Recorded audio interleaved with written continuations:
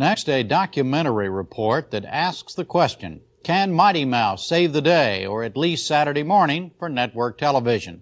Stay tuned as special business correspondent Paul Salmon describes the trials and tribulations of an eccentric cartoonist and a network programmer. I think Alvin has a crush on our teacher. It's Saturday Morning Kid Vid, starring Alvin and the Chipmunks, Papa and the Smurfs. In short, animation for the masses. Well, so far, he seems to be smurfing along just fine. For years, all three networks have pursued the same corporate strategy here. Go for the most audience with the least common denominator. Cute, obvious, inoffensive television. It's exactly the same strategy that corporate America has perfected for the past 30 years. Build a mass audience with a formula product. It worked, and corporate America became rich and complacent. But American quality declined, and American companies stopped taking risks. Small wonder that foreigners moved into almost every market, including here on Saturday morning. Look at this, for example, the American TV version of the cartoon series Dennis the Menace. Oh my gosh, look who's on this wanted poster. It's Mr. Wilson. The real menace here may be to the art of original animation. And who takes much of the credit for this show? The Japanese. Just read the names. They can turn out rote cartoons far cheaper than Americans. Networks used to make money with formula cartoons like this, but now the market is flooded on cable, UHF, wherever you turn the dial. And the networks have to share their audience with cartoons even less redeeming than theirs. They've got us! What are we going to do? Attack! There is even a network strategy under discussion to replace KidVid on Saturday morning with adult fare, the talk show formula that accompanies breakfast the rest of the week. One network, however, CBS, is trying a different business strategy, investing in risky, elaborately produced programs, trying to recover the lost audience with audacity, appealing to both kids and adults. Pee-wee's Playhouse is a distinctly American, extremely expensive kids show, featuring quality techniques such as clay animation. CBS invested heavily and Pee-wee paid off. It was #1 on Saturday morning after just a season, attracting kids and grown-ups alike. And so this past year, CBS built on its strategy for rescuing Saturday morning. Bakshi Animation presents Mighty Mouse, the new adventure. Here I come to save the day. Thank goodness Mighty Mouse is on his way. The new Mighty Mouse may not look as audacious as Pee-wee's Playhouse, but it too has targeted an audience of all ages. Phew! These new W4 forms are no piece of cake, let me tell you. The man behind the mouse is an odd duck. Eddie! Bring in the guy. Ralph Bakshi and his writer-animators are hoping Mighty will be renewed after a first season of so-so ratings. The key meeting with CBS is just a few hours off. Why don't we do a show on Mighty Mouse at this point, right? Who's reading his reviews, right? Getting an agent and having all that whole thing come down, a real Hollywood scene. And then why don't we do something about a piece of gum? The Bakshi bunch is discussing plots to pitch CBS for next season. You guys got any ideas on We gum? can make him a character. Let's hear Call about him Billy Gumwad. He can live in somebody's mouth. He's a piece of gum. He's got legs. He's got a big smile. He runs around.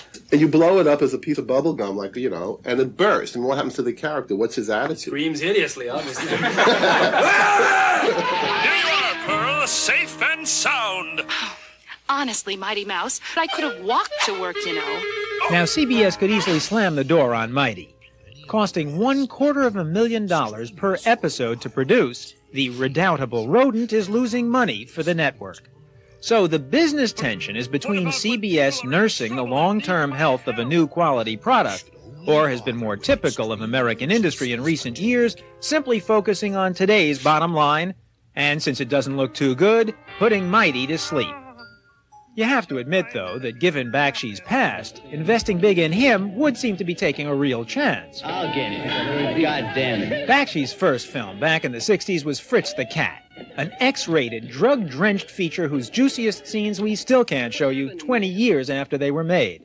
Hey, Fritz the Cat's become the stud of the year. When I went up against what people thought animation should be, when animation was only for children, since you know who, when it was only done a certain way, just because I had an animated character enter Greenwich Village and start looking at chicks as opposed to rabbits, all hell broke loose.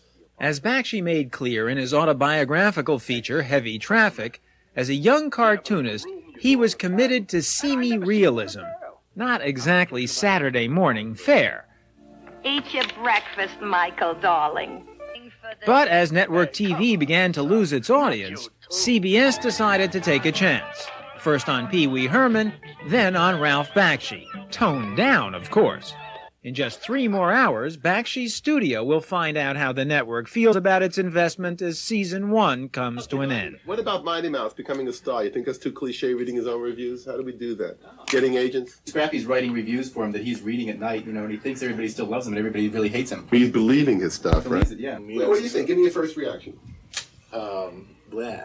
Okay. It doesn't sound as good as Billy Gumwad, man. It really sounds like I've seen this movie. Let's just scrap Mighty Mouse next year. It's the Billy Gumwad show. What do we scrap? Kill everybody off. What makes you think we're going to be on next year? I mean, you guys are reading your reviews, right? Mighty Mouse has gotten rave reviews from those who care about quality kid vid. Peggy Sharon, head of Action for Children's Television in Cambridge, Massachusetts, is a real fan. You can tell that Mighty Mouse is a good program because as an adult, when you sit down to watch it, you want to watch it through to the end. When children's stuff is wonderful, it works for adults too. Mighty Mouse uses words. You can see that there's a writer in the show. It has a point to make in the funny, slightly satiric, but not hard-edged satiric, a kind of soft satire. And the pictures are fun to look at. But Peggy Sharon's enthusiasm isn't enough. It's the ratings that count, and Mighty Mouse is third in his time slot. It looks bad for Mighty Mouse, friends. He is taxing his muscles to the maximum now, stretching his arms to the limit. If Mighty Mouse isn't able to hold on for another season, Bakshi and his boys may join the ever-increasing crowd of animators looking for work. Work which is hard to come by in the American cartoon industry these days. Most of the jobs have migrated abroad, and many old guard studios are nearly deserted. Oh, of course we want to hear your joke. We're listening, aren't we, Bravo? Nope. In fact, the only cartoon jobs in America not threatened are the American voices in the sound studio. Well, that sounds good and stupid to me. Well, the pablum of the past may no longer spell success, but will the financially strapped networks really invest in innovation? I'm having a meeting with Judy Price this afternoon to let her know when new development's coming in. I'm going to throw the Billy Gumwad story at her to let us know that we're still thinking about it and try to find out whether we're going to get picked up for next season. Judy Price is head of children's programming at CBS. Do you think that Judy's going to let us do the kind of show that we want to do? Or is it going to be another one of these things where we're getting a lot of guidelines and suggestions and that sort of thing? She let us do the show we wanted to do. Why would it change? That's your paranoia running wild again. You don't have the ratings. Oh, yeah, the ratings. The CBS Corporation is losing money. Saturday morning kid vid could be a thing of the past. Bakshi's troops may be playing to the camera in mock despair, but the feeling is real. How much time and money can CBS afford to invest these days before it sees a payoff? Ralph, we thought you were our uncle. And so, finally, we're on the road with Ralph, heading for his meeting with CBS's children's chief, Judy Price. I ask how he feels. It's total helplessness. I mean, there's nothing you can do, which is why I always hope she had a drink. I mean, it'd be nice if she had a drink. I grew up some cigarettes off of her, and if I get that far with her, I call it a complete victory. Now you're finally back from New York. How are you? I missed you. Come on in. A showbiz hello between the bohemian artist and the bottom-line executive. But each has won the other's respect. After all, in this age of the fast buck, Ralph knows that Judy Price may be the only hope for quality on Saturday morning.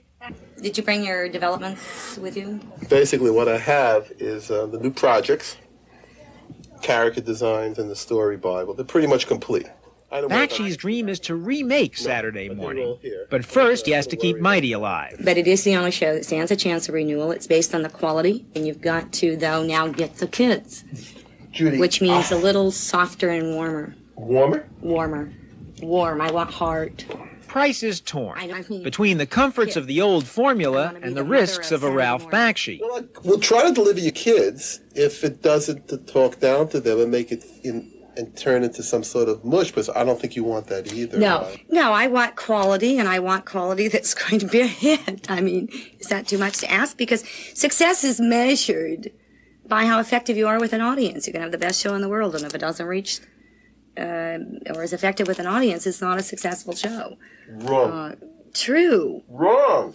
In fact, it's not clear who's right or wrong here. In the current short-term environment, CBS can't really afford to keep investing indefinitely in a show that hasn't yet found its audience, no matter how clever it is. But here comes Ralph to save the day by persuading Judy Price to buy Mighty Mouse for at least one more season.